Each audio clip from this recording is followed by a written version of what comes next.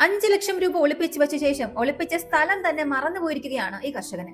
പണം തിരികെ കിട്ടിയെങ്കിലും അത് പണമായിട്ടല്ല, വെറും കടലാസ് കഷ്ണങ്ങളായിട്ടാണ് കിട്ടിയത്.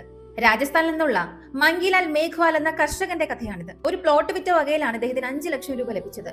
തന്റെ പാടത്ത് ഒരു മുറി പണിയുന്നതിന് വേണ്ടിയിട്ടാണ് അദ്ദേഹം ഈ പണം സൂക്ഷിച്ചു വെച്ചത്. എന്നാൽ ഇക്കാര്യം സ്വന്തം ഭാര്യയോടോ മക്കളോടോ പോലും അദ്ദേഹം പറഞ്ഞിരുന്നില്ല. ഒരു രാത്രിയിൽ ആരും അറിയാതെ തന്റെ വയലിൽ 5 ലക്ഷം രൂപ ഒരു പോളിത്തീൻ കവറിലാക്കി അദ്ദേഹം കുഴിച്ചിട്ടു. എന്നാൽ പ്രശ്നം എന്തെന്നാൽ പണം കുഴിച്ചിട്ട സ്ഥലം അദ്ദേഹം മറന്നുപോയി. വയലിൽ ദിവസങ്ങളോളം തിരഞ്ഞുവെങ്കിലും പണം കണ്ടെത്താനായില്ല.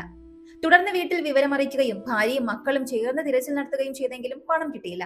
കൃത്യം 1 വർഷത്തിനു ശേഷം നല്ലൊരു മഴയ്ക്ക് പിന്നാലെ കുഴിച്ചിട്ടിരുന്ന ആ കവർ പുറത്തു വന്നു. കീറിയ നിലയിലായിരുന്നു അത്.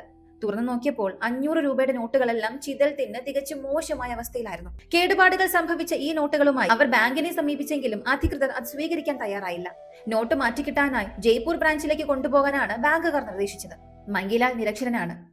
സാമ്പത്തികമായി ഏറെ പ്രയാസപ്പെടുന്ന ഒരു കുടുംബവുമാണ് അദ്ദേഹത്തിന്റേത്. കുടുംബത്തിനോട് കാര്യങ്ങൾ പറഞ്ഞ് പണം സുരക്ഷിതമായി സൂക്ഷിച്ചിരുന്നെങ്കിൽ ഒരു പക്ഷേ ആ പണം ഇന്ന് ഭദ്രമായിരുന്നേനെ.